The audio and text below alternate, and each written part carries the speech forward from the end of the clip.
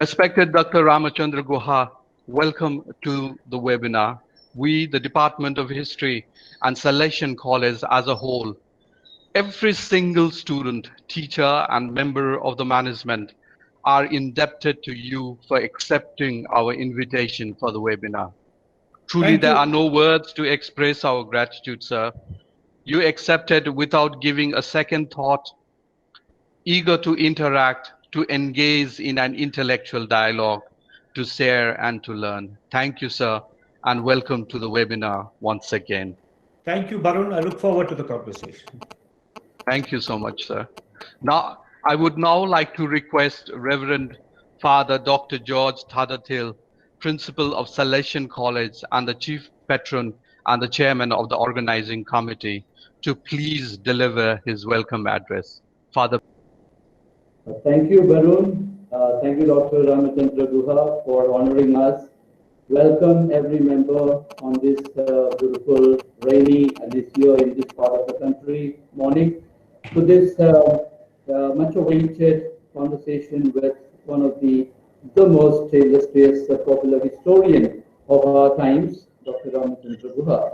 And the Department of History, headed by Father Dr. Babu Joseph, and with Varun Roy in the department, Manisha Pradhan and D.P. Naidu, just a month ago came up with this proposal as management and as an IQAC of the college. We warmly welcomed and we said this is going to be the event in a way of the year for us as an academic community. And here we are at this moment.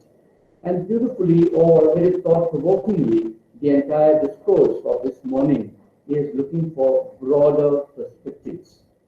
Historians have narrated from time immemorial. Even before recorded history, we cannot but deny there was history, and even history is in the making and in the remaking in these times, and especially when our own understanding of history, of the past and of the immediate present, it faces some kind of roadblock, or we search for new meanings and new understandings. We cannot but look for broader perspectives. It is something like when the first one-dimensional living becomes difficult, the two-dimensional living offers a solution. Similarly, the three-dimensional or the fourth-dimensional, and now we talk of even a fifth dimension. I think the constraints of the history and the weight of the past is being carried by many in different ways. Not long ago, a group like this organizing some webinar from Mumbai had titled the entire discourse on the pain of colonization. And we know the discourse that is built around. And we also know that colonization, for example, just look at one of the aspects of the history, is not a one-time event, and it is in a way even continuing as neo-colonialism. Even as we decry the past and those who so-called persons who subjugated and conquered and decimated, we also see similar actions taking place around us in the present. And therefore, we need persons, and especially historians, to put things in perspective and to provide us a vantage point from which we can understand and we can get to know how our present is and where the present is moving. And I get this kind of an angst on the one hand, and the desire to understand and know in greater depth where we are and what we could do has in a way brought us to this webinar. And I would like to thank once again Professor Ramachandra Guha, and I would like to thank everyone who has joined us. In this, in a way, our own little search as an academic community located in the Eastern Himalayan mountains, with our own little efforts. And I would like to show to you, for example, one of the works that we did with the Indian Institute of Advanced Studies on Christian education and the making of modern democratic India, when Peter Ronald D'Souza was the director over there. And when we did something on Christianity and Indian culture, at which both Professor Ashish Nandi and Professor T.K. Unyan were here in the same auditorium. And now we are happy that we have Professor Ramachandra Guha in our own auditorium in the virtual sense, explaining to us and providing us and all of you, my dear listeners, how we could understand the present by having a broader perspective. With these few words, of mine. And once again, with very warm and hearty welcome to each one of you, and especially to Sir. Over to you and over to Varun. Thank you. Now it is my honor and privilege to introduce our most esteemed speaker, Dr. Ramachandra Guha. Though for me, it would essentially be like a firefly trying to introduce the sun.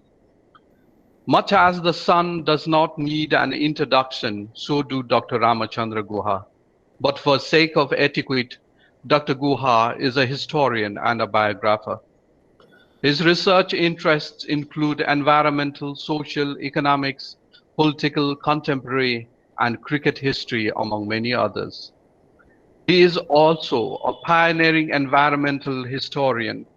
His works include India After Gandhi, India Before Gandhi, The Last Liberal, Anthropologists Among the Marxists, How Much Should a Person Consume, and my personal favorite, Savaging the Civilized, Environmentalism and Global History, The States of Indian Cricket, among many, many others. In 2019, the American Historical Association bestowed upon Dr. Ramachandra Guha its prestigious honorary foreign member prize, making Dr. Guha the third Indian to receive the award after Sir Jadunath Sarkar and Dr. Romila Thapar. In 2011, he was conferred with Sahitya Academy Award for his book India After Gandhi. In 2009, he was bestowed with Padma Bhushan by the Government of India for his contribution to history. Dr. Guha was also awarded with Ramnath Goenka Prize for Excellence in Journalism. Let us begin with the questions. Dr. Guha, the first question that I would like to put forward is by a student. Her name is Sagarika Bhujel. She is from Salesian College. She asks, we students are often asked as to why you choose history as a course of study. What was it that sparked your interest in history? So, first of all, thank you for having me, and thank you everyone, wherever you are. There's an outside chance that the network may not be very good because I'm in the Nilgiris in Tamil Nadu, where the connection is not, shall we say, optimum. Well, as Barun said, I have actually never studied history in my life. My degrees, formally studied history in my life. I did science in high school. My degrees were in economics, my BA and MA, my PhD in sociology. But history, unlike, shall we say, mathematics or physics or the law, is something you can pick up even if you do not formally study it. And sociology and history are very akin. It's like biology and chemistry today, or physics and mathematics in the past. They're closely connected disciplines. And the course of my research into the Chipko movement, which was a movement of peasants to protect the Himalayan forests, I discovered that such movements had a long history extending to the 19th century. And I moved into the archives. And the fundamental precondition of the original historical work is that you must have new primary material from the archives. And I was able to find a vast array, indeed a treasure trove of materials, both in the National Archives in Delhi and in the UP State Archives in Lucknow, about the history of forests and peasant protests in the Himalaya from the late 19th century. And it's through that I became a historian, really. From my work in Chipko, I moved into other subjects. I wrote on cricket, I wrote on Gandhi, I wrote on contemporary history. And in some ways, I'm a sociologist turned historian, is how I would describe myself. And one last thing I'd say, this question comes from a student who is a student of history. But a love, appreciation of history it should be part of one's general education. Reading interesting, complex stories about the past, whether it's our country or any other country, could enrich the mind of a physics student, a mathematics student, a law student, a music student. So history does not require any special training or expertise to appreciate its nuances. First of all, there is no single Western concept of secularism, and there is no single Indian concept of secularism. These terms are hotly contested, and they're used hotly contested in the West and in India. conventionally, secularism has been taken to mean two things. One is at the level of politics, a separation of faith from state. So, for example, in England, the Queen is still head of the Church of England. But France, A, does not have a king or a queen and does not have an established church that is merged with the government. Secondly, secularism is taken to mean in everyday life, religion retreating into the private domain. So, I go to a temple as part of my faith as a Hindu. Somebody else may go to a mosque as part of their faith as a Muslim, but it does not affect the interaction of these two individuals or how they behave in the school or the college or the office or the playground. Now, so one position, which is the kind of hardline Western position, is that the state must be outside the sphere of religion and may sometimes even be anti-religion. What India adopted was a position slightly more different, which was that the state should be equidistant, should not prefer one religion to another, but should not stay away or be antagonistic to religion. Some states were explicitly antagonistic to religion, and the communist states in particular, for example, Soviet Union or China, systematically attacked. In China, there was a systematic attack on Buddhist monasteries, for example, right? Or in the Soviet Union, the Russian Orthodox Church, which used to be very, very influential, was relegated to a subsidiary position. In India, we didn't do that. Now, I myself prefer the term pluralism to secularism, and interfaith harmony or interfaith tolerance to secularism. Because secularism is a term in India that has been greatly muddied by its misapplication, by the hypocrisy of many politicians in power. For some politicians, it has come to mean minority appeasement, and so on and so forth. And it's this politics of minority appeasement that unfortunately gave rise to the more dangerous politics of Hindutva majoritarianism. But Hindutva majoritarianism may not have existed had there not been minority appeasement, for example, by the Congress party, particularly under Rajiv Gandhi's regime. So I am absolutely opposed to mixing religion with politics. I believe that a person's faith is their affair, an individual affair. I believe all religions, like Gandhi, whose biography I wrote, I believe all religions are a mixture of truth and error. All religions need to be reformed. No religion gives equal rights to women. Every religion discriminates against some of its members in particular ways. So, but at the same time, I'm absolutely opposed to faith and state being merged. I do not believe India should be a Hindu country. I do not believe Britain should be a Christian country. I do not believe Pakistan should be an Islamic country. If you mix faith and state, this leads to the persecution of minorities. In Myanmar, for example, the Rohingyas are persecuted because it declares itself as a Buddhist country. And if India was to explicitly declare itself as a Hindu country, you will find that the minorities will be vulnerable and insecure. At the same time, religion will continue. I mean, aggressive atheism, which was kind of what was practiced in the Soviet Union, I don't think is practicable either. I mean, faith answers to an elemental human need. We are alone in this world. We come alone in this world, we leave alone. Now, how we seek consolation and spiritual solace through faith is our business. But it's very important in a multi-faith country like ours not to make one faith more important than the others. By Professor Irsad Ghulam Ahmed from Sikkim University, and he asks, historicizing myth and mythicizing history is to a large extent responsible for the erosion of secularism in recent times in India. Could you comment on this, please? Well, I think there are many reasons for the erosion of secularism. Historicizing myth and mythicizing history is one reason. Partisan politics by partisan appeals to religion by political parties is another. In our country, I believe every political party has pandered to one religious group or the other. The Congress has pandered to Muslims, the BJP has pandered to Hindus.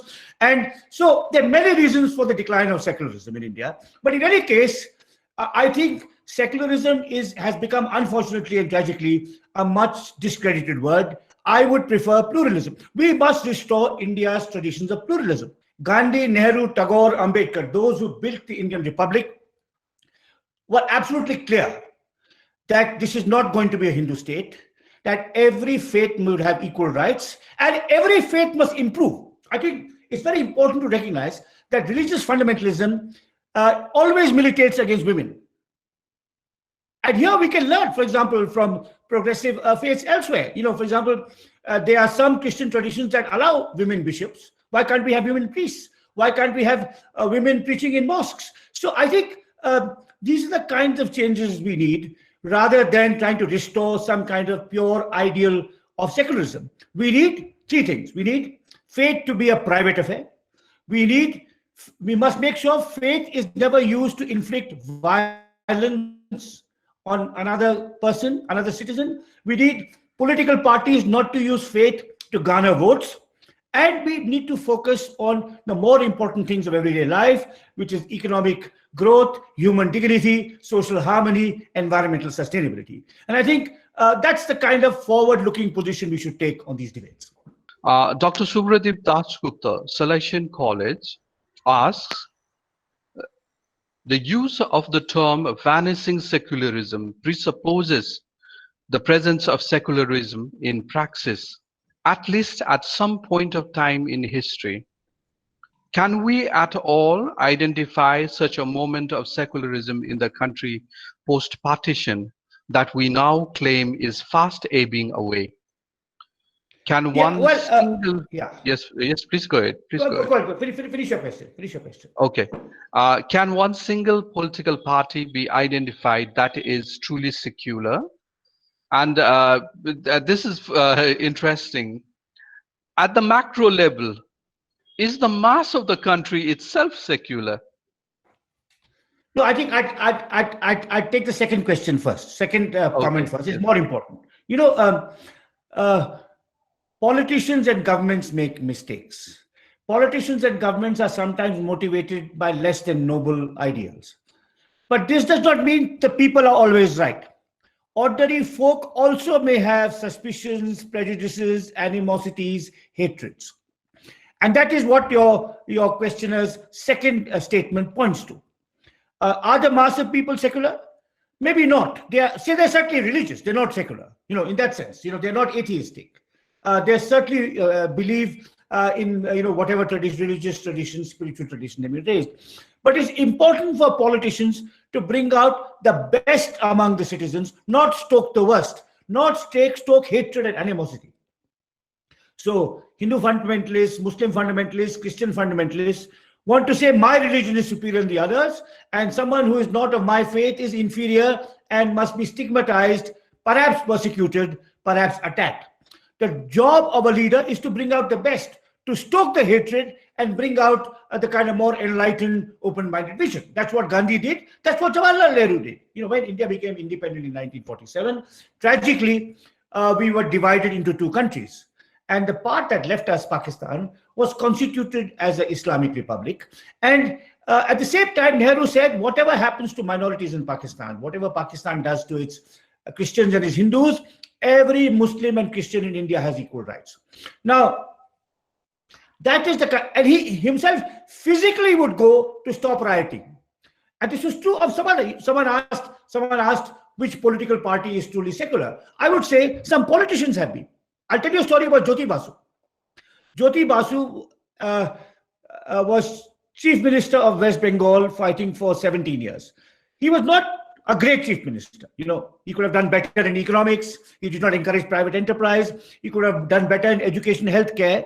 But as long as Jyoti Basu was chief minister, there was never a communal riot in Bengal, because he made sure that the state would protect the peace of ordinary citizens. I was myself living in Kolkata in 1984. Right. Now, you will remember, some of you will not have been born then, but you would have read the history. When Indira Gandhi was killed, there was a pogrom against Sikhs in North India.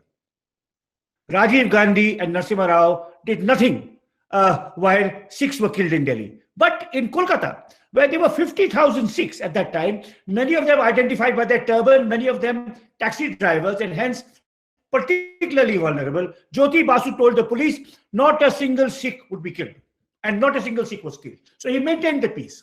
And he said later, I owe it to the memory of Mahatma Gandhi. Because when Mahatma Gandhi went on his famous fast for Hindu-Muslim harmony in Kolkata in 1947, a fast that restored peace to a rioting city, Jyoti Basu was in Kolkata visiting Mahatma Gandhi. So a communist was inspired by a Gandhian to promote peace. I'll give you one more example of a politician of this kind. Sheikh Abdullah. Again, like Jyoti Basu, Sheikh Abdullah is a controversial politician. One cannot defend many things he did. But in 1947, when the Hindus and Muslims were at each other's throat all across northern India, in Bihar, in UP, in Delhi, in Maharashtra, in West Punjab, in Sindh, in the northwest frontier provinces, in Jammu, in the valley of Kashmir, the Hindus and Sikhs were totally safe because Sheikh Abdullah went into Lal Chowk and made a speech to his Muslim fellow Kashmiris saying, not a single Hindu or Sikh will be touched.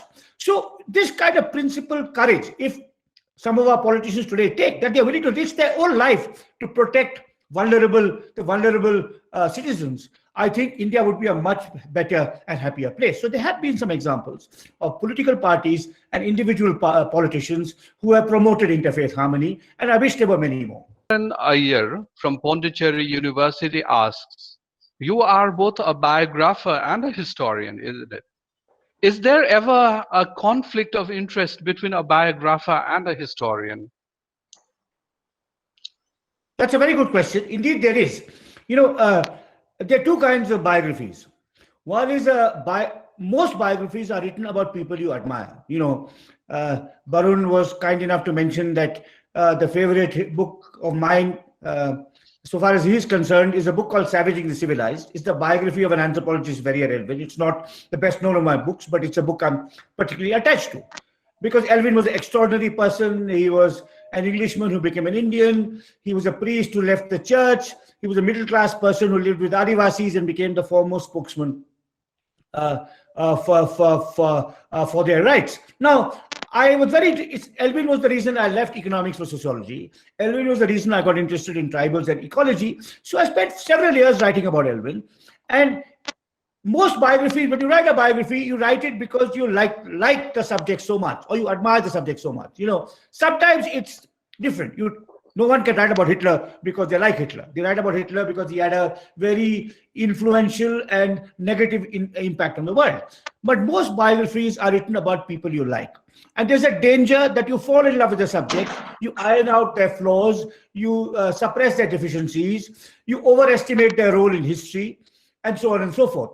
So it's a very complex and delicate balance, and it's very hard to strike. I mean, the question that was raised was very, very important. I mean, a biographer must always position their subject against the larger social and historical context in which they live, and must always recognize that they are as vulnerable human beings who have the same kind of flaws and anxieties that you might, and must, biographers always have to be cautious not to exaggerate their subject's achievements. I mean, someone writing about Tagore, for example, should not think that Tagore was the only great Bengali poet, or that the only great modern poet. You'll find all of us are patriotic not only in a national sense that we love India, but also in a regional sense that we are devoted to our state. So you'll find many Bengalis who think that there was no Indian poet as great as Tagore, but they haven't studied their works, they haven't looked at their influence. So this kind of partiality or excessive identification with your subject, your inability to historically scrutinize your subject's real significance, are pitfalls that a biographer must always be wary of. I'm absolutely not a Gandhian. I don't believe in celibacy. I like an occasional drink. I'm sure I've told a few lies in my life, so I'm not a Gandhian. I'm not a Gandhian, and I'm a scholar of Gandhi, a student of Gandhi, who admires Gandhi, but with qualifications. The qualifications are: he made political errors, he has sometimes had simplistic views, he was an awful father and husband, and above all, he was one of many great Indians. For example, he was not. I spoke about Tagore, right? Now, many Bengalis seem to think there is Tagore and no one else. Now, in my view, Tagore was easily as great as Gandhi, and so was B.R. Ambedkar. I mean, if you read the second volume of my Gandhi biography, there are hundreds of pages on Gandhi's engagements with Tagore and Ambedkar, and you will get a sense that often in an argument, Tagore had the upper hand over Gandhi, or Ambedkar said more perceptive things about the caste system and how to end it than Gandhi. So I am certainly, of course, if I was not broadly an admirer of Gandhi, if I did not think he had a profound impact on the world, if I did not think his ideas were worth studying, his life was extraordinary, I would not have spent 20 years, doing research and writing about him. But absolutely, he had flaws, and my books, that's why I wrote 2,000 pages, because I had to write both about his colossal achievements and his flaws. I write about the human being, but also his historical impact. And in my view, Tagore and Ambedkar are among Gandhi's Indian contemporaries. Of course, there are people outside, but among Gandhi's Indian contemporaries, Tagore and Ambedkar are almost at Gandhi's level, maybe at Gandhi's level, but certainly in the same league. Barun, go ahead. Barun, one sec. Since Sir had told us in our yesterday's meeting that I could occasionally intervene, and on this topic, I was in Stanford with Aishwari Kumar, who was heading the Department of History, and he made a comment that Indian intellectuals have not engaged with Gandhi sufficiently as Ambedkar did. And if India needs to move forward, Ambedkar's criticism or Ambedkar-Gandhi dialogue should be persisted and carried forward. What's your comment, sir? I agree. I absolutely agree. And I've written extensively on this. As I said, the second volume of my Gandhi biography has several chapters on Gandhi and Ambedkar. The late D.R. Nagaraj, who was a dear friend of mine and a great Kannada intellectual, wrote a wonderful book called The Flaming Feet, which has come out in a new edition, taking the Gandhi-Ambedkar debate forward. I mean, it's a profoundly enriching and illuminating debate. And the important thing about that debate is that you do not have to take sides, and you should not take sides. For many years, because Gandhi was the great hero of our freedom struggle, it was fashionable to denigrate Ambedkar and elevate Gandhi. Now, among radical left-wing intellectuals, it has become the reverse. It has become fashionable to denigrate Gandhi and elevate Ambedkar. You don't need to do that. They were both extraordinary people. We can learn from both of them. They argued in their lifetime, but we don't have to conduct a posthumous debate between them as to who is the greater person. India in 2020 can draw in different ways from Gandhi and Ambedkar. And in all my writings, I have argued this. I wrote a piece in the Telegraph last year, showing how we can draw on Gandhi and Ambedkar both, in a creative and productive way. And other people are also writing. I mean, I talked about D.R. Nagaraj. There's a well-known Kannada writer called Devanur Mahadeva, who's always said, who's a Dalit, and who's always said, as Dalits, for us, Ambedkar comes first because he gave us dignity and self-respect. But as Dalits, we should also recognize that Gandhi opened the minds and hearts of the upper caste. So praising Ambedkar must not be followed by abusing Gandhi. And I absolutely endorse Devanur Mahadeva's views. For example, when you look at the rights of women, Ambedkar is ahead of Gandhi. When you look at environmental sustainability, Gandhi is ahead of Ambedkar. If you look at, you can learn from both of them in different ways. They're both extraordinary people, and India needed them both in the 1930s, and India needs them both today. And it's a profound error to use one to denigrate the other. Barun, one more small intervention, since probably you are missing out on those who are typing in questions. There is from Kalpana Prasad, who was our former faculty, a question that probably more than secularism, it is dissent which is not tolerated by the state. Your comments, sir? Very true. That's very true. But that's very, very true. I would completely agree with it.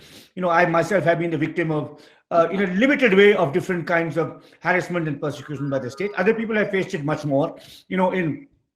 I have been deprived jobs because politicians called and said, you can't appoint this person professor. It hasn't hurt me because I'm still carrying out my writing.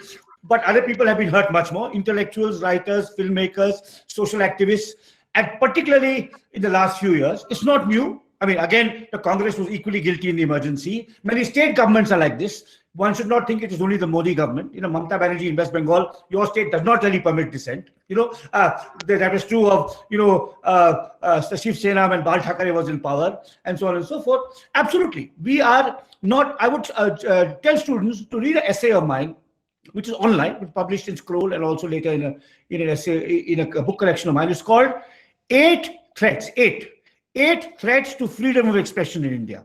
It's a kind of an analytical history of how Indian democracy is imperfect, that writers, artists, scholars, filmmakers are much less free in India than they would be in a mature democracy like Canada or Sweden or Australia. And I explained this. So do read, particularly students who have a life ahead of them to expand freedom in India, to make India a more democratic place. Please read my essay, 8 threats to freedom of expression in India. You type those words on Google, you'll get it online. All of them. And that's why I had to, again, that's why I had to spend 2,000 pages to explore all of that at length. And the important thing about a biography, since several questions have been about biography, and your question also hints at that. An important thing about a biography is that the biography is a work with many characters. A biography about Gandhi is also about Ambedkar, also about Tagore, also about Nehru, also about Kasturba, also about Harilal Gandhi, also about the viceroys like Irwin, also about journalists. And a biographer develops his subject, the character of his subject, in interaction with other people. It's like a playwright. A play has a hero, but there are many subsidiary characters through which you develop your main, the personality of the main character. And through those interactions, through those relationships, some relationships are complementary. The relationship between Gandhi and Patel is largely complementary. Some are adversarial, like between Gandhi and Ambedkar. And through these relationships, you bring out all the nuances of that person. Then, of course, you broaden the scope to their larger impact. Gandhi, the phenomenon, as you mentioned. What impact did Gandhi have? On politics, on society, on public life. What is his legacy? How is his legacy argued about? How was Gandhi perceived outside India? One of the extraordinary things about Gandhi is that he's living in a time when there's no internet, there's no television, there's no radio, but yet the world knows about him. How did Africans and Latin Americans and Canadians get to know about Gandhi? That's also part of the resonance of Gandhi's influence. So a biography has to weave all of these in. That's why I did 2,000 pages, because many biographies of Gandhi focus on him and on his writings. So there are 90 volumes of Gandhi's collected works that their source material is just those collected works. But I had to go to different kind of archives. I had to read Ambedkar's writings, Tagore's writings. I had to look at the colonial states' intelligence reports. I had to look at newspapers to build this many-sided view of Gandhi. It's like a Gandhi story is like an epic story. I mean, we are not talk of Ram. There's a Ramayana, but Ram is not the only figure in Ram. In the Ramayana, Ram is also a flawed figure. Maybe one is not allowed to say it today, but the fact is that he was also a flawed figure. I mean, you should just have to ask Sita about Ram's flaws, for example. So, likewise with Gandhi. Gandhi was also a flawed figure. If you ask his son Harilal, you would get a different picture of Gandhi. But at the same time, he was a person who made a colossal impact, and we have to recognize that too.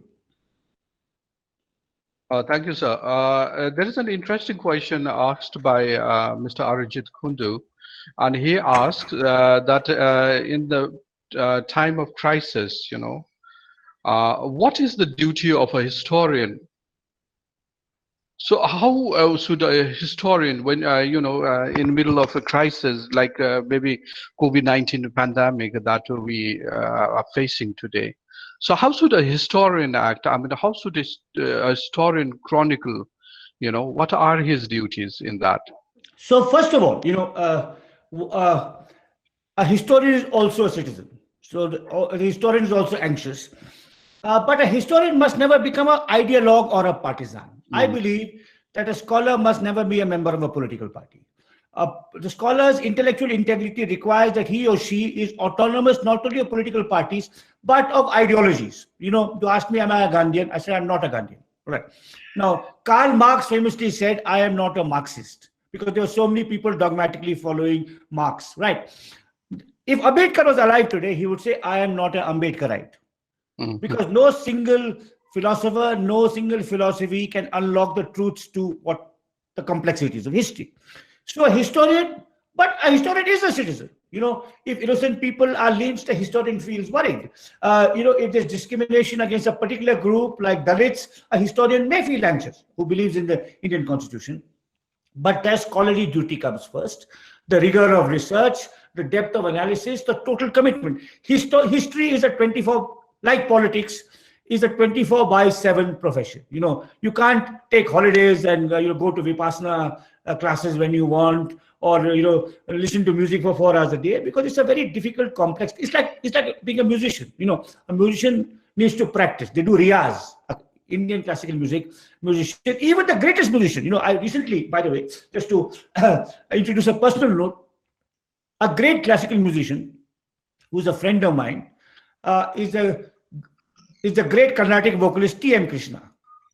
Now, he is one of maybe 2 top South Indian musicians today. The other is Sanjay Subramaniam. And there's a furious argument between lovers of Carnatic music as to who is greater, Sanjay or Krishna. And both are great. But Krishna I have the privilege of counting as a friend. And I asked him, when do you do your riyaz? He said, sometimes in the middle of the night. If I'm busy, I have to come back after my concert. I need 5 hours a day to practice. Even so, hard work and discipline and rigor is what will enable anyone, to do it could be a lawyer, could be a doctor, doesn't really matter, right? Now, so that comes, that is why I always hesitate. I am not an activist. I'm not even a public intellectual. I'm just a scholar who sometimes says things that are right, sometimes wrong. I like to write for the newspapers because you reach a wider audience. Very rarely do I come to the streets. In the last 20 years in Bangalore, I've taken part in 2 protests. Once, when there was a steel flyover dispute that was going to destroy 2,000 trees, old trees in the heart of the city, when my wife and I went and held a banner. And the second time was last year in December, when as a biographer of Gandhi, I felt obliged to protest against the Citizens Amendment Act, non-violently, because I believe that act discriminates against Muslims, and Gandhi would have opposed it. And it's no accident that the protesters who were with me were carrying portraits of Gandhi and of Ambedkar. But by and large, I must suppress my activist side, my concerns as a citizen, and focus on scholarship, because one cannot be a part-time scholar. Mm-hmm. Thank you, sir. I would like to take a question from Dr. Dinesh Chandra Ray, HOD, Southfield College. And there's an interesting question, though it deals with secularism, but he takes, he says, is it really vanishing from Indian culture? Earlier we had talked, Dr. Supradeep Dasgupta had asked whether Indian masses were themselves secular or not, but is secularism itself vanishing from Indian culture? Had it existed, had it been a part of the Indian culture? And he also says, or should we accept Samuel P. Huntington that we are going through the period of the class of civilization? Is is secularism vanishing from Indian culture? Well, I would say this: fundamentalism is rising. In my lifetime, aggressive public religiosity has risen, and I believe it's true in all religious faiths. Some of your teachers are from Kerala. Now, Kerala is a state I know very well. Kerala is a state which fortunately has not known major communal riots for 100 years, since the Mopla rebellion, of which is almost 100 years old. But Kerala is a state in which all 3 religions have aggressive rising fundamentalism. There's fundamentalism among Kerala Muslims, among Kerala Christians, and among Kerala Hindus. And that's risen over the last 10, 20, 25 years. The aggression, the animosity, the suspicion of other religious communities is there among Hindus, Muslims, and Christians in Kerala. In Punjab, there is more fundamentalism among Sikhs today than there was, 50 years ago when I was a boy. I grew up in North India with many Sikhs, and you will find that there's more religiosity for the last few years. Among Jains, even a small community like Jains, they want to protect the institutions. They want to be declared a minority religion, even though they are so wealthy and affluent. So it is certainly the case. This to all of the world. In America, Christians are getting more fundamentalist. In the Middle East, Muslims are getting more fundamentalist. In Burma and Sri Lanka, Buddhists are getting more fundamentalist.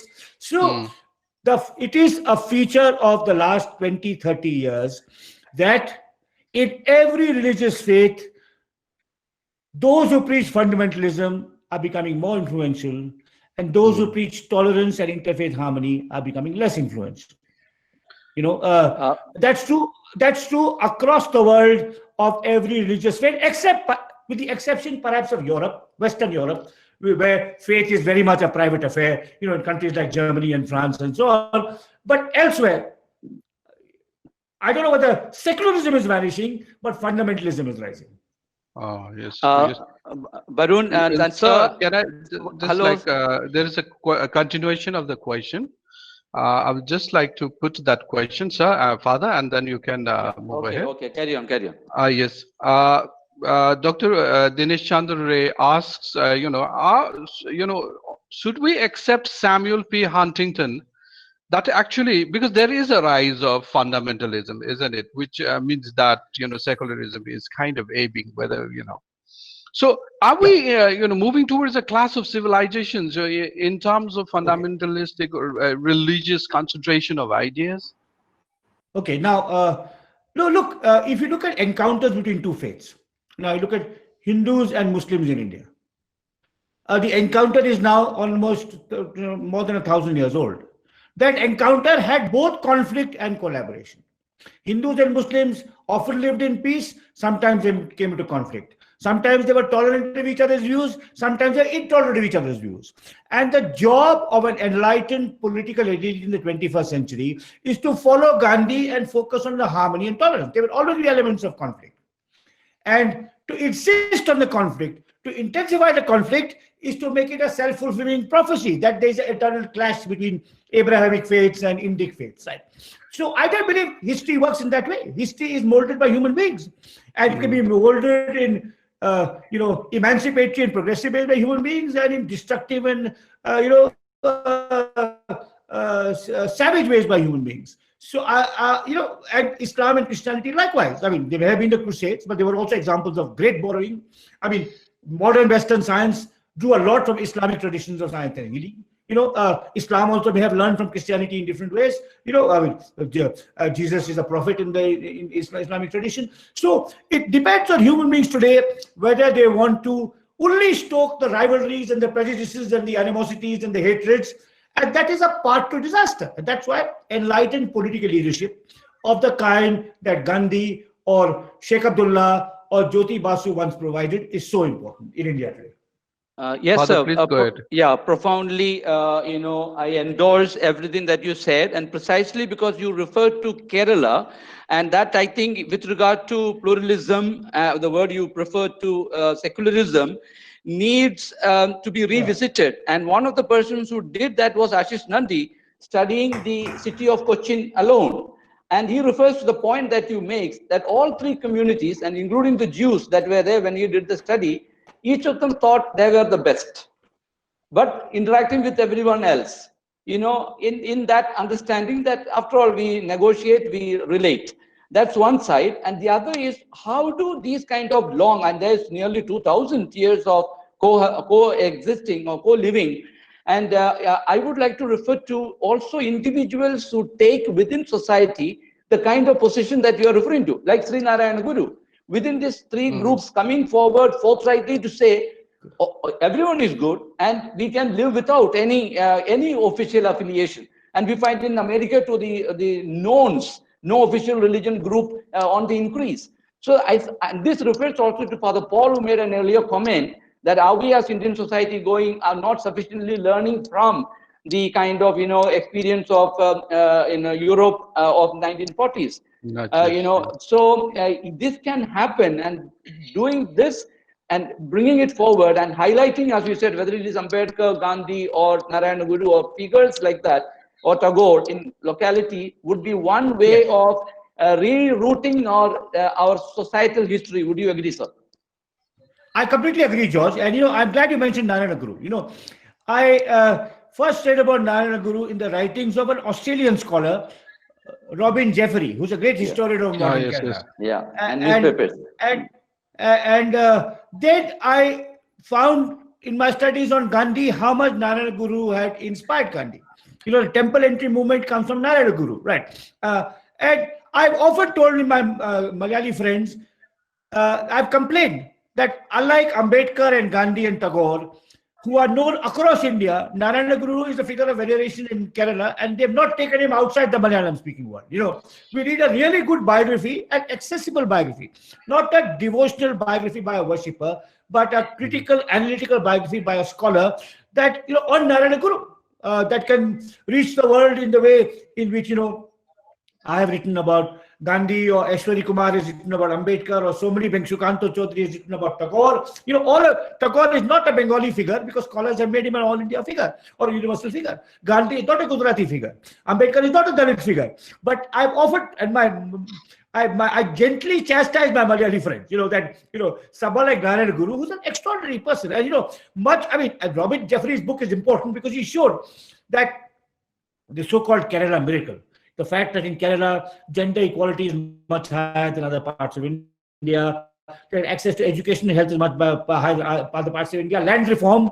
He said communists are taking all the credit, but there were many other people who have contributed. Nayana Guru and his SNDP, progressive Christians, progressive Maharajas who educated women, and there are many contributors to the Kerala miracle. And really, Nayana Guru is one of the most fundamental people. So you're right, absolutely right. In my state, for example, again, and biography, to go back to the question about biography, you see, when people want to read about history, the most accessible way for an ordinary, not a professional historian, but a general reader, to learn about history is through biography. And you can, in Karnataka, in the state I live in, there was another great figure, Shivaram Karant. There is no biography of Shivaram Karant in English. He was a polymath. He was an environmentalist. He was involved in widow remarriage. He started a girls' school, popular science. He made films. He revived Yakshagana, a classical dance tradition. And what all he did, he was really a polymatic figure. He's much. If the diversity of Karnataka comes alive through the life of Shivaram Karant, but there is no life of Shivaram Karant. Likewise in Maharashtra, there would be people like this. So I think it's very important. You're right, to revive these exemplary figures, and many of them are forgotten. Tagore, Gandhi, and Ambedkar are lucky that at least they're discussed and debated, sometimes wrongly and with imperfect knowledge. But there are many other remarkable figures in the 19th and 20th century who brought India face to face with the modern world, who challenged our ancient prejudices.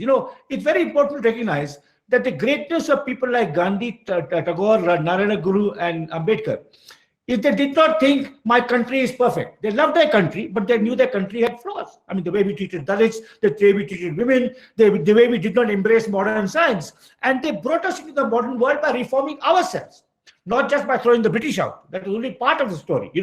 Renewal and reform within Indian society is what these people did. And we still need that. To say, Garv se kaho hum Vande Mataram, Bharat Mata ki jai, is not going to make India great. Having better hospitals would have made India great and would have contained COVID better. Running better schools would have not made our primary education so disgraceful outside states like Kerala, Tamil Nadu, and Himachal Pradesh. So kind of a simplistic pride in your country is not enough. It must go hand in hand with recognizing your country had not achieved its hopes and its aspirations and its ambitions. And that is what the great people like Nayana Guru did. They turned the critical gaze within and to make us a more humane place. So before handing over to Barun, since you challenged Malayalis, and I happen to be one from Kerala living in Darjeeling, this is my research on Nayana Guru, Vision Wonderful. from the Margin. And Please it has also been translated into Nepali, the life story Fantastic. of Nayana Guru. Thank you, sir. Over to Barun. Please post it. Thank you. Thank you, Father, and thank you, sir. This is an interesting question by Somasri Sarkar. Since we were talking about religious fundamentalism, not just in India, but across the world, why has there been, she asks, why has there been the rise of, what is the reason behind the rise of religious fundamentalism in the world? What could be the reason? No, I think insecurity. Future historians will have to research it. I'm not a historian of religious fundamentalism, so I can only provide very temporary and tentative answers. But future historians will have to, the role of nation states, of religious pride, of insecurity in terms of economic insecurity. When you don't have a job, at least you get the vicarious pleasure of beating up on someone who's not from your religion. The kind of things that are stoked by demagogues and ideologues. So, but I can certainly observe it.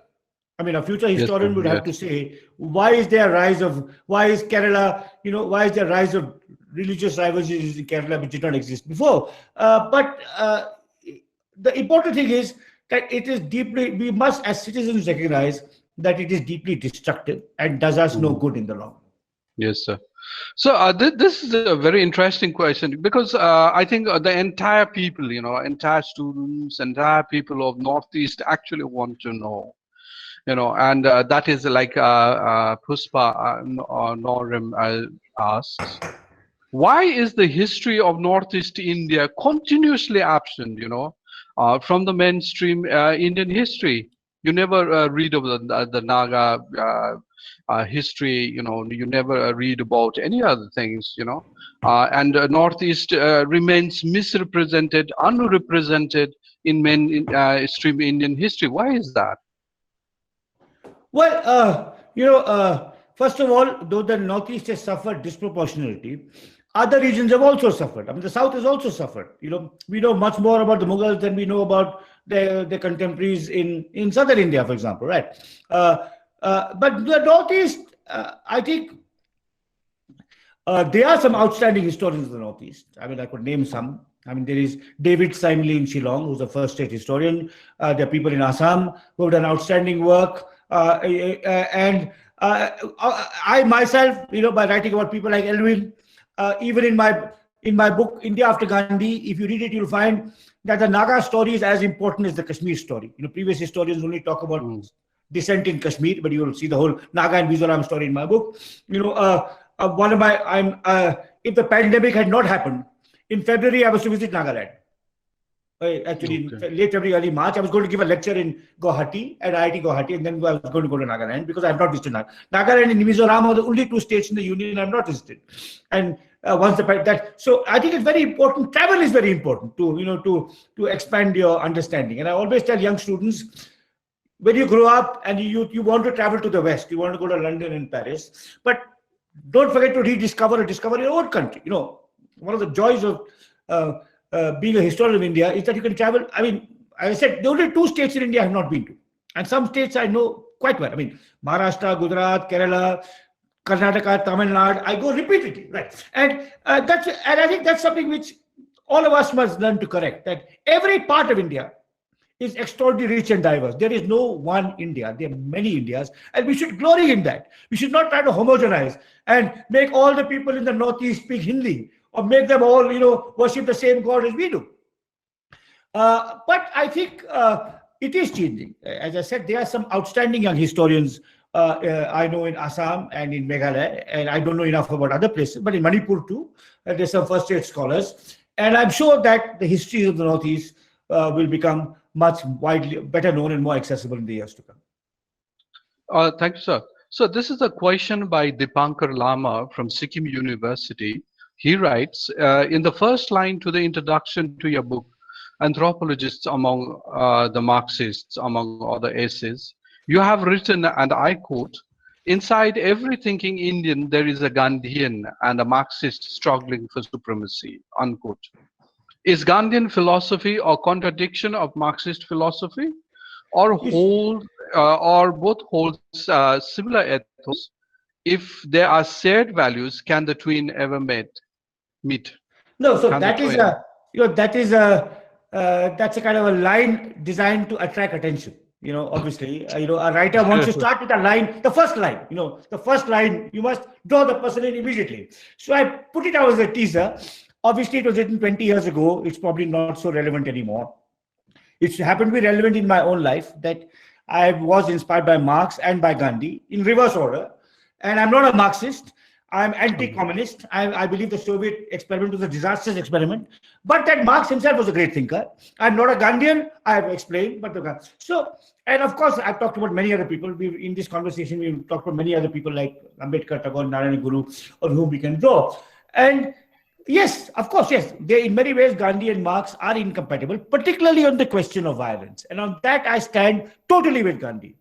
Marx believed that violence was the midwife of history, and and Marxists like Lenin and Mao believed that violence can have an emancipatory, liberatory role in transforming human societies. And I deeply disagree. I believe violence only begets more violence. And on that, I stand with Gandhi. But Marx is an analyst of social conflict. Marx is a student of technology. Marx is the first great, we live in the age, we are talking about through Zoom or through Google. That means I'm conversing with many people. Marx is the first thinker to recognize that technology was an autonomous social actor that would transform societies. So he was a profoundly original thinker. And that part of Marx appeals to me, not communism, not his dogmatism, not his worship of violence, but his sociology, his social analysis, his understanding of how conflicts arise in society, how groups organize themselves, So in that sense, he is a great modern thinker and indispensable for any social scientist or historian seeking to understand the modern world. Dr. Binayak Sundas from Center for Himalayan Studies, he's an assistant professor there and an ardent researcher who maintains, actually the Center for Himalayan Studies maintain a user archive, and they're working towards you're working on creation, documentation and archiving of all historical materials from the Eastern Himalayan regions. So Dr. Sundas writes, what is the point of historical work, the endless hours in archives, going back and forth with drafts between peers, reviewing your work, when the historical narrative is completely held hostage by news anchors and politicians? I remember a brilliant conference in Ayodhya in JNU many years ago that very strongly challenged the existence of the temple structure under the mosque. However, such work rarely breaks out of the confines of the seminar halls and edited volumes. Well, I'll answer the question, but first of all, I'd like to, say that I'm a child of the Himalaya myself. I was born and raised in Uttarakhand. My first book was on Uttarakhand. I remain in close touch with the Himalaya. I have just prepared for publication the definitive history of the Chipko movement by the great Uttarakhandi historian Shekhar Pathak, Dr. Shekhar Pathak, long-time professor at Kumar University, which will be published by Pamela & Black in a few months. So it's lovely to be in conversation with a fellow historian of the Himalaya. Now, you see, what use is your work? That is something, that frustration you must set aside. You must not think you're in the business of transforming and improving society. You're in the business of alerting society to certain pitfalls, of expanding their education, their knowledge, their understanding of their past. It may have a material impact on how society evolves, or it may not. It may be used, it may be misused, that you can't say. The person who invented the world, for example, the person who invented the World Wide Web, Tim Berners-Lee, the World Wide Web has been used for good things, for bad things. So as long as you're truthful to your calling, you do your research seriously, sincerely, you communicate it in newspapers. I believe a historian must communicate in newspapers because a historian can. A physicist cannot. The complexity of research in physics or biology cannot be communicated in a newspaper article, but a historian can. A historian must write in the other languages, not just in English, but in Nepali or Bengali or Hindi or whatever. And what use or misuse is made of your work is beyond it. I don't think that will happen inevitably. Now you have WhatsApp history, that rules people's minds, and one must find a way of, challenging it. But someone working, say now there are so many people who are working on a vaccine for COVID. Some of them will fail. Out of the 300 people working, 299 will fail. Does it mean they should not work? Some of them will, be badly used, will be carelessly used by medical staff. You'll find that happen. Science and scholarship must be its own justification. It must be pursued seriously, rigorously, honestly, truthfully. In your work, don't make up things, even if other people are making up things.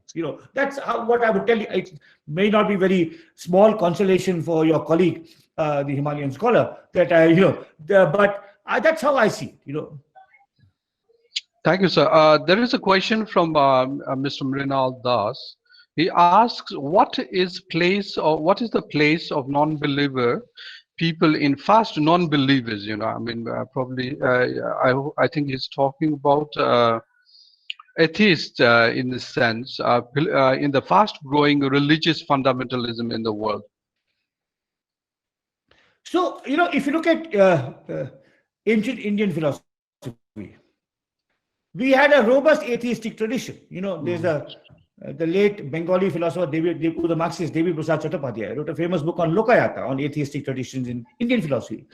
Gandhi had a great atheist follower called Gora. Again, young people who have access to the internet. There's a little book available online, called An Atheist with Gandhi by Gora.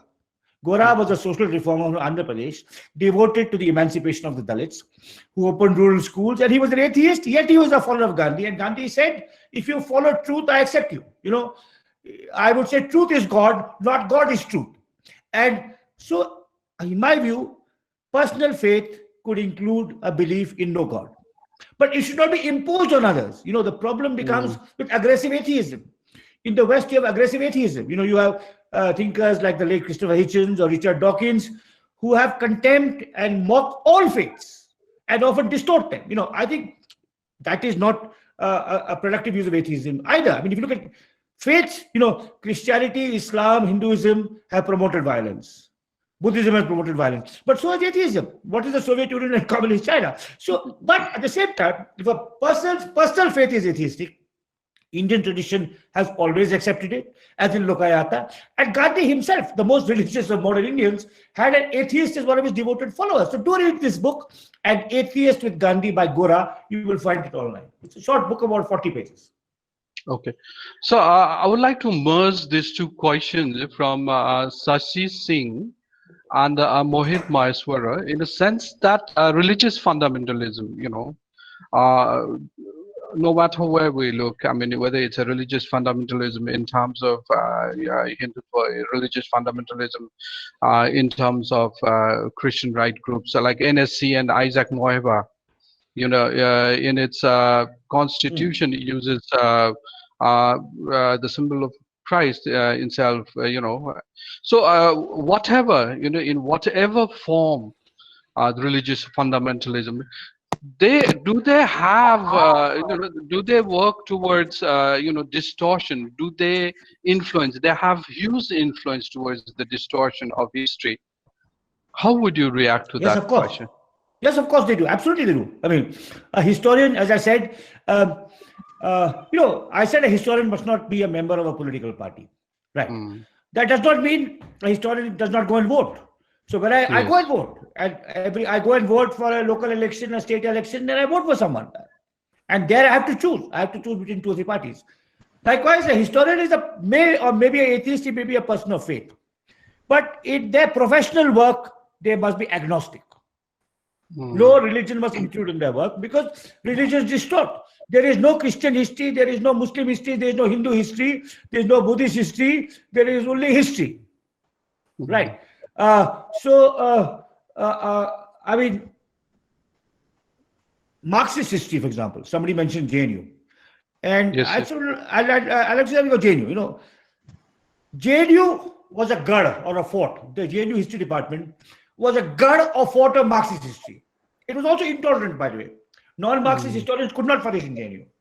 Marxism is, but if you replace Marxist history, which is a narrow-minded dogmatic view, but at least has some credibility because they have some respect for facts. Not enough, but they have some. If you remember Hindu history, that is even worse, right? So I think history is agnostic to ideologies and particularly to religious conviction. It's hard. You may be a deeply believing Hindu in your personal life or a deeply believing Muslim in your personal life, but set it aside when you go and do your research. C.V. Raman was a Hindu. He was not an atheist. C.V. Raman was a Hindu. But when he went to his laboratory, he was not a Hindu physicist. He was a physicist. That's why he got the Nobel Prize, right? So, so I think absolutely. I mean, the example of the BJP, if the BJP has too much influence on history, they will distort it. The NSCN of Nagaland, there is no Christian history of Nagaland. There is only a history of Nagaland, full stop, right? Christianity has a part in it, but the part that Christianity has played in Nagaland is complex and complicated, and sometimes emancipatory, sometimes actually has produced intolerance and hatred, right? So I think absolutely religious fundamentalism has a profoundly distorting influence on history. There's no question. But so did ideologies like Marxism in the past. That also I would like to add. This is a question put forward by Dr. Father Babu Joseph. He's the Vice Principal morning session of Salesian College and the former HOD of our department. And he asked, how do you assess Nehru's vision on foreign policy vis-a-vis non-alignment? Is it relevant today considering the unipolar character of the world? So I think Nehru's, first of all, it's Nehru's position partly originated from Tagore. Nehru's internationalism was greatly influenced by Tagore, and the influence of Tagore on Nehru is underappreciated by historians. Secondly, I believe non-alignment was absolutely right. Not taking sides in the Cold War helped us. We could get aid from both parties. We did not have to get drawn to bloody conflicts. But Nehru did make mistakes in foreign policy. Particularly, he was patronizing towards our neighbors, Nepal and Sri Lanka. I think there was a kind of a slightly big brotherly attitude that Nehru had towards his neighbors. But in the Cold War, I think non-alignment was absolutely essential. Is it still relevant? Some years ago, some scholars brought out a book published by Penguin, including some very distinguished scholars like Sunil Khilnani, Srinath Raghavan, and others, which is called Non-Alignment 2.0, that India must be non-aligned because we are now in a multipolar world. It's not a unipolar world. It is at least bipolar with USA and China, and Europe, the European Union and Russia as kind of also in the basket of major powers, and India. But it is again bipolar.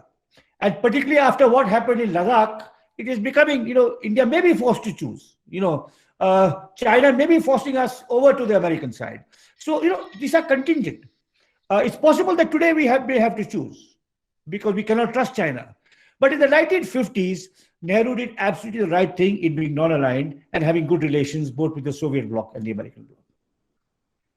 Yes, sir. So do you think, the abrogation of Article 370 and, the transformation of Jammu and Kashmir as a state to the Union Territory and its division, is it, a threat to the federalistic system in India? Without doubt, I've written about it. Again, I would urge you to Google my name and Kashmir. Do Ramachandra Guha and Kashmir. You will get an article I wrote in NDTV about 10 days ago. An article I wrote in the Telegraph after the abrogation. And please Google that for a long and detailed answer on why this government's policy in Kashmir is a disaster, hurts the Kashmiris and hurts India. So just Google Ramachandra Guha and Kashmir. You will get those articles. And feel free to write to me at my email address, which is at the bottom of our Telegraph columns, with any comments or criticisms you have. But rather than giving an off-the-cuff answer, I have written a lot about it. My book, India After Gandhi, has at least 3 chapters on Kashmir. So it's a subject I've studied in great detail and depth.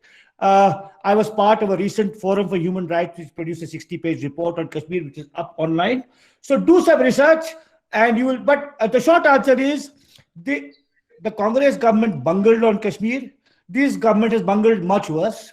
The only Indian Prime Minister who has an honorable record on Kashmir was the late Atal Bihari Vajpayee. Well, what the pandemic is going to do is to put a brake on globalization all over the world. And so that question is now slightly redundant because, obviously you will still have trade with different parts of the world, but movement of people will be much more difficult, and also movement of goods because you'll be worried whether they're contaminated and you want to protect, the health of your citizens. Well, Hindutva and cosmopolitanism, universalism does not go hand in hand. You just have to read Tagore. Again, since I've been recommending some books for people, articles and books for people to read, I would strongly recommend to every Indian Rabindranath Tagore's short book called Nationalism, which are based on lectures he gave in Japan and the United States during the First World War, to show how you can blend patriotism with universalism. And what we are witnessing today is a jingoism which would destroy us, even in terms of our scientific progress. I talked about the fact that there is no Hindu history. There's even less of a Hindu science. This kind of absurd belief that Hindus invented everything is really damaging our scientific institutions, right? So, you need complex interconnected work. Knowledge is really important. And if our universities are made hostage to political parties and religious ideologies, it will be a disaster for India. Yes, Barun, could I take on here? Sir, please in this connection, I was reading, as I said, Abraham Urali's The First Spring, and he makes an observation there that one of the reasons why after the glorious Mauryan Empire and the first 1,000 years, 500 BCE and 500 CE, the decline happens is because the Roman Empire declined. And because there is a lot of trade, and India was an urban flourishing place for those, and because of the decline of Rome and the Roman civilization and empire, it impacted Indian progress, one side. And now, carrying forward, what is happening in the globalization decline that you are referring to, is this going to have a repercussion carrying on from the question that was raised, in terms of, on the one side, there is a projection that we are post-COVID going to emerge even after this little lull, and even come on top of China in terms of, suppose that kind of an argument is there, or projection. And on the other side, would it be something like a repetition of what happened now? Yeah. Okay. Yeah. So even before the pandemic, the Indian economy had started declining. We were growing at 8% a year through much of the, between say 2002, 2003 to 2015, 16. And then we have declined to, before the pandemic, we were down at 4% a year. And this even may be an overestimate, because the serious questions being raised about the government's GDP figures. And the pandemic has devastated our economy. It has devastated other aspects of our life too. And recovery will be very hard. And in this kind of context, to polarize people on religious lines, I think would hurt our economic prospects even more. And as you rightly say, the America will become more protectionist, trade will become more difficult. We are having difficulties with China, caused mostly by China, though it is fair to say. So I think it's in this kind of context, if you want, what happened? Again, if I may say a little bit more about Marxism, I am not though I detest Hindutva and religious fundamentalism, I am not an admirer of Marxism. I am not a Marx, but not a Marxism.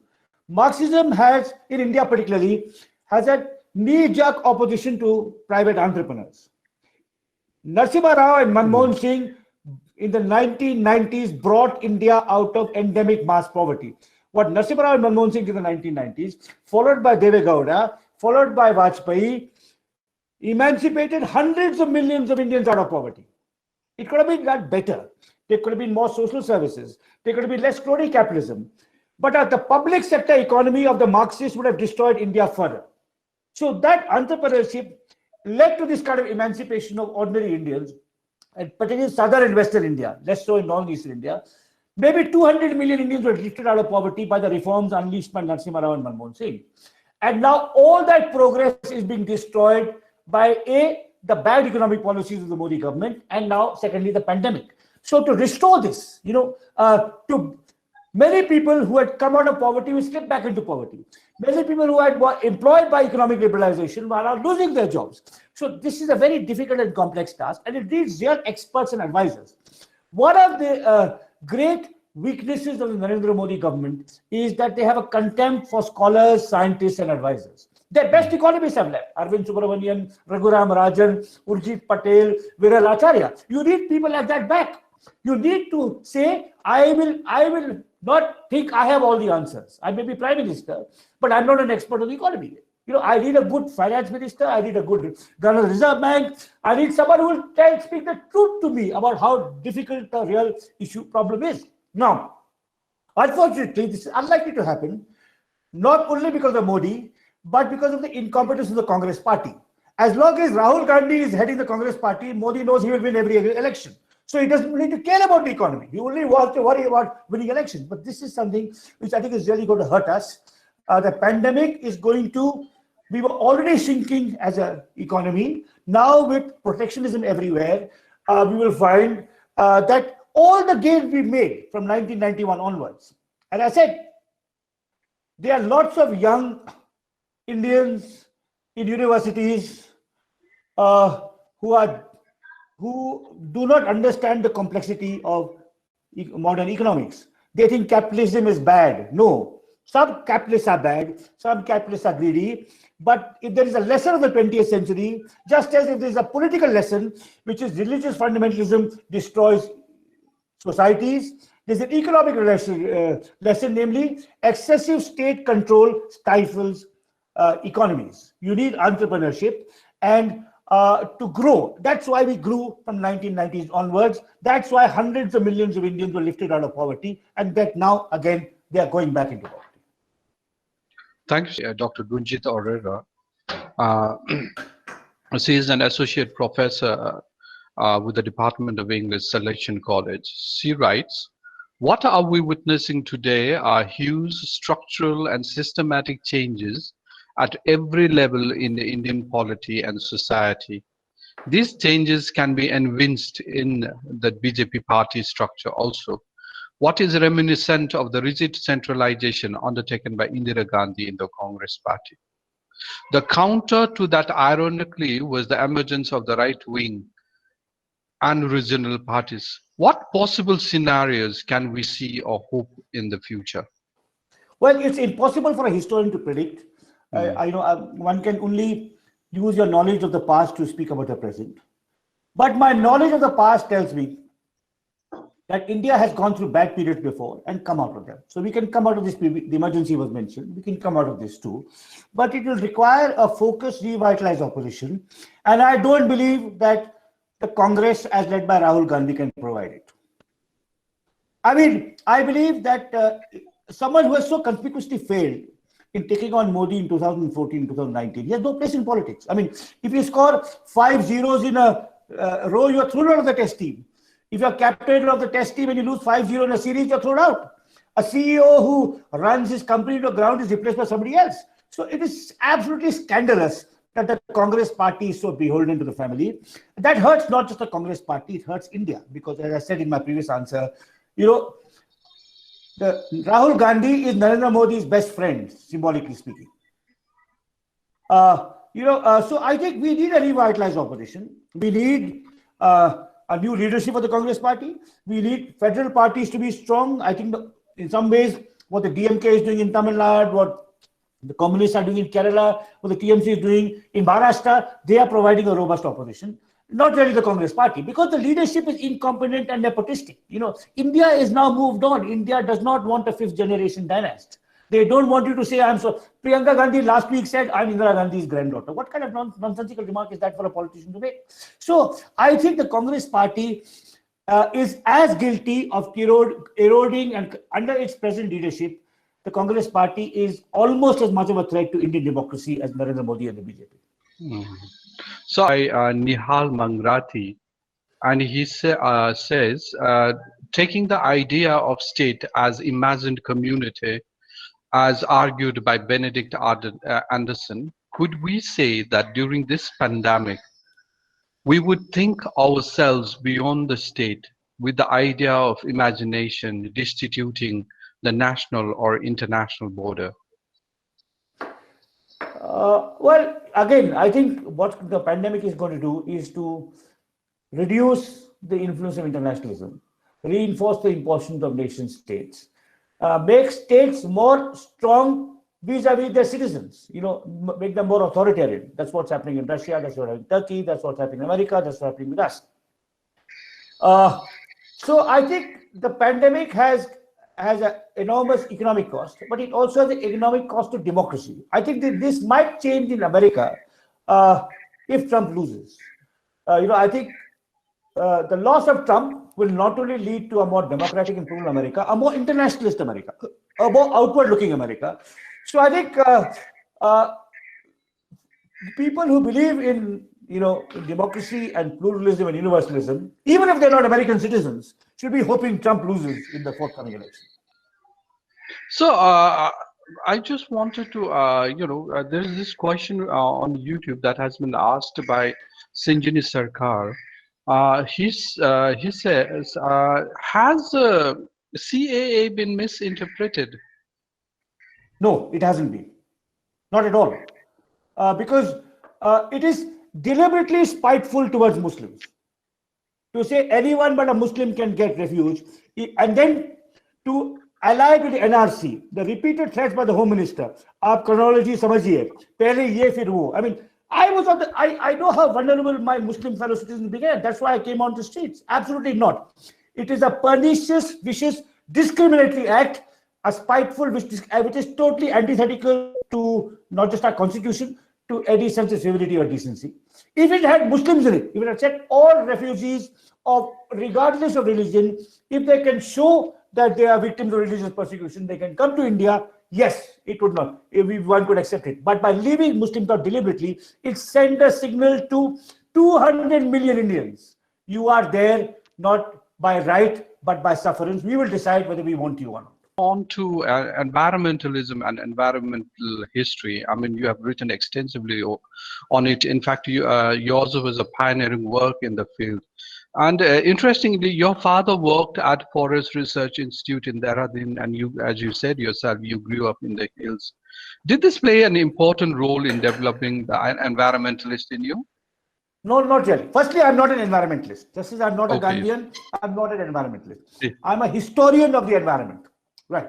And of course, I grew up in Dehradun. I was very rich in bird life. I was interested in, a little bit in that. But it really came by accident. It came because I started studying the Chipko movement, and I met the great leader of the Chipko movement, Chandi Prasad Bhatt, who really, by meeting with him in my 20s, not really my parentage or where I grew up, that made me a student of the environment. This is another question by Anwar Islam, North Bengal University. He asked, what is the role of environmental history in environmental activism? How does it help in solving the problem of environment? And how can environmental history help in inculcating a sense of responsibility towards environment among people? Well, that is for the activist and the consumer of environmentalists to decide. A historian cannot prescribe. A historian is not just an activist. A historian is not a policy analyst. A historian is just a student of the past in knowledge complexity. I don't believe, for example, that's why I believe historians should not advise governments either.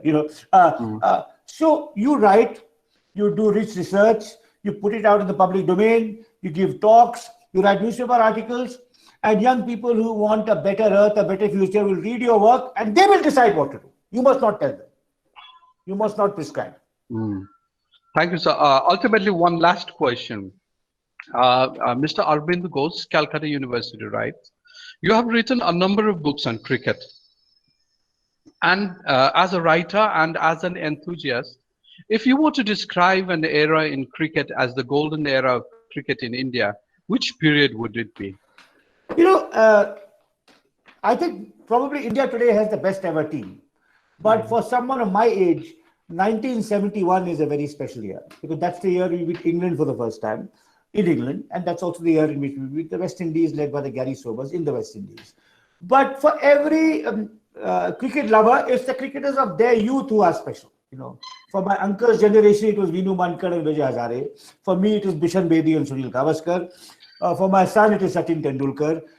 For my grandson, who knows who it will be. Right now, just since it is a question of cricket, my next book is a book on cricket. It's being published in November. It's called The Commonwealth of Cricket, and it's a kind of my life as a cricket fan. All the cricketers I've seen, admired, and interacted with over the last 50 years. It's kind of a memoir of my life in cricket. But there's a great English cricket writer called Ian Peebles, and he said there are no cricketers like those seen through 12-year-old eyes. So for me, for my uncle, Mankad and Hazare. For me, as I said, Bedi, Gavaskar, Prasanna. For my son, Tendulkar, Dravid, Anil Kumble. Right. So that's how it is. Every generation has its own golden age, its own kind of pantheon. Thank you so much, sir. Thank you so much. Thank you, Mr. Varun. Thank you so much, Dr. Ramachandra Guha. You have been so kind to us to accept our invitation and to come for this interactive section. It has been a very great thing for us. Now I go to my formal vote of thanks.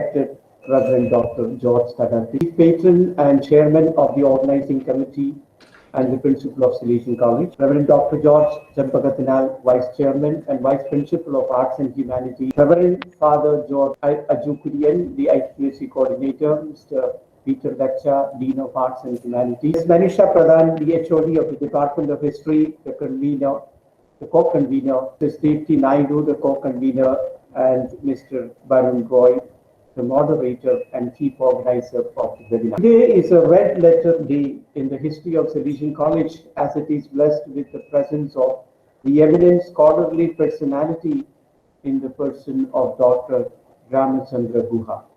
Dear sir, it is a great privilege to have you in our midst. Thank you for accepting our humble invitation and agreed to interact with us. We are highly impressed with your clarity of expression, erudition, intellectual astuteness, and disarming simplicity. Thank you so much, sir. Very, very kind. So much, and thank you all. Sir and Barun, if I may have a last word. Yes, please go ahead.